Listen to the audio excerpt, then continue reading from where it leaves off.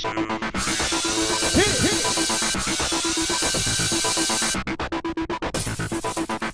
everybody, welcome to another recap of The Amazing Race. Last time, unfortunately, Michael and Kevin were eliminated.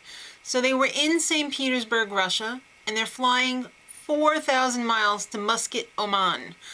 They're gonna have to find the dude with the box of ingots. And on the first flight were Nat and Kat, and I think it was Brooke and Claire.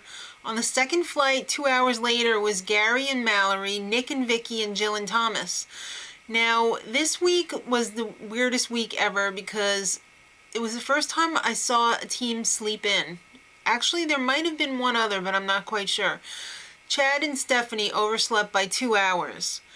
So they were on the third flight, which was 10 minutes later, which actually arrived at the same time as the second flight, so was no big deal anyway, so no harm, no foul, pretty much. So the dude with the ingots had different times inscribed on each of them, and it was basically 15 minutes apart. So each two teams in succession got 15 minutes apart. And while Chad and Stephanie were waiting for their turn to go up and get the next clue, Chad proposes to Stephanie. OMG. That was the most romantic moment ever on The Amazing Race. It was insane. I can't lie. I cried. I did. I tried not to show anyone, but I cried. So the next clue said to drive to Jebel Shams, and Nick continues to be a jackass to Vicky. How can Chad and Stephanie have such a romantic moment and Nick continues to be a rhymes with Nick? I'm tired of them. I feel bad for Vicky, but you know what? I really can't stand Nick. Alright, so when they get there, they actually have to have a safety driver drive them up to the top of Jebel Shams, which is 10,000 feet above desert level, because I guess there's no sea there, so it's like desert level. When you get to the top, one of you has to rappel down and find Aladdin's magic lamp, which has a ring inside. Alright, so Gary and Mallory are totally lost. And so are Nat and Kat. It's crazy. You know, Nat and Kat were like first last week, and now they are like totally lost. The goat on the top of the mountain ate part of Nick and Vicky's clue, and I was hoping it was going to eat the whole thing and that they were going to get in trouble for, like, a penalty or something for not having their clue, but I guess the goat wasn't that hungry. So the next clue, drive to a giant stack of books. Nick and Vicky had a flat tire.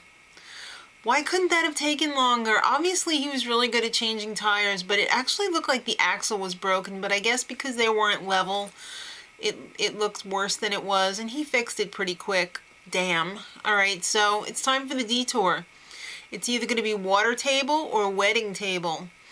Water table was you have to get a water truck, fill it up with water, and deliver it for the next clue. And wedding table was making a soup out of 25 chickens for a bride and groom. Who cares? Nobody picked it. So everybody picked water table. But when Gary and Mallory actually got there, did she really say to the guy, we have been driving for like 9 hours? That is insane. I can't even imagine that. And like in 90 plus degree heat too. And it didn't look like the air conditioner on those cars worked too well because it seemed like everybody was sweating it out. Alright, so everyone chose water, like I said. It was a little bit difficult to find the addresses at first, but the people there were really helpful and nice. I was really surprised. Everybody in this country was really very nice. There was a little rivalry brewing, though, between the two dating couples, and Jill and Thomas and Chad and Stephanie, you know, little rivalry is the pressure on Thomas now to propose to Jill that Chad has proposed to Stephanie. Maybe.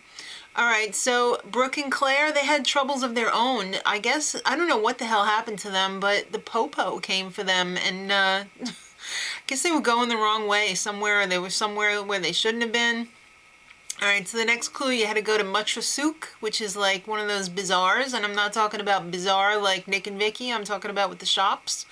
You had to get a little burning pot of frankincense, which would have put me over the edge. I am like so sensitive and allergic to like those burning things, like when it's the holidays at church, I cannot go near the incense. So they have to take that and find Alibaba and exchange it for the next clue, which tells them to go to the pit stop, which is Al Alem Palace. So Jill and Thomas, they squeaked in there in first place, but they incurred a 30-minute penalty because they are cheaters. They paid for a taxi cab to lead them to the pit stop, and that is a no-no. So they had to sit out the 30-minute penalty, in which time Chad and Stephanie waltzed in there, and they won a trip for two to Belize. Now, if they don't have like a 900-year engagement, they should be able to use that as like their honeymoon or something. So they got first place, and then Jill and Thomas were checked in second. Nick and Vicky arrived in third place, and Brooke and Claire arrived in fourth place. Now, it came down to the last two spots. It was totally neck and neck. Nat and Kat and Gary and Mallory. And unfortunately, Gary and Mallory were eliminated. So that means in fifth place was Nat and Kat. I gotta say, I felt really bad for Gary and Mallory because I was rooting for them. I was rooting for Michael and Kevin. They got eliminated last week. I started rooting for Gary and Mallory, and they got eliminated this week. Gee, I wonder if I should reveal who I'm going to be rooting for next week, because they will probably end up being eliminated. Let's keep it on the down low.